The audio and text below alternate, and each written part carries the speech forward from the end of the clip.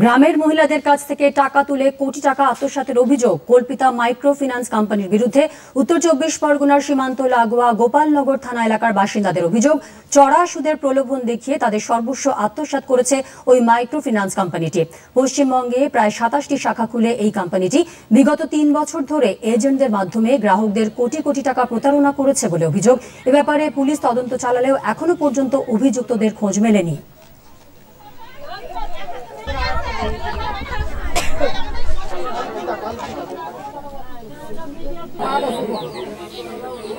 টাকা জমিয়ে যায় প্রতি সপ্তাহে।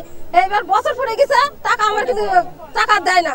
তারপরে কি হলো যে 1 সপ্তাহ পরে টাকা দেবো, 1 মাস পরে দেবো, এখনো হয়নি, এরকম করে বলার পরে সেই টাকা বছর পড়ে গেছে, এখন টাকা দেওয়ার কোনো ইয়ে নেই। তারপরে কালি এই পুজোর আগে গিয়ে বলছে কি যে 2 মাসের ডবল কিস্তি দাও, ডবল কিস্তি টাকা দিয়ে এখন তো হয়েছে।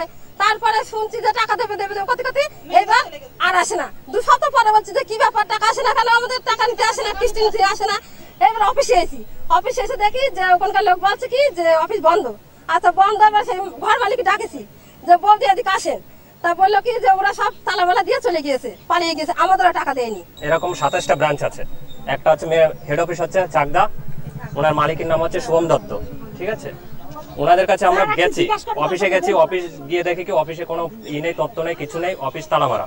এখন বাড়িতে গেছি, বাড়িও তালামারা, বাড়ি ভাঙচুর করা হয়েছে। এখন বাড়িতে গিয়ে দেখা হয় বাড়িতে কিচ্ছু নেই। এখন এদেরকে নিয়ে যাই চাকদা অফিসেও গেছি, থানাতে গেছি, থানায় বললে ওরা বলছে লোকাল থানায় কেস করো। লোকাল থানা আসছি, এখন লোকাল স্যার কি বলে তারপরে আমাদের নিয়ে যাবো।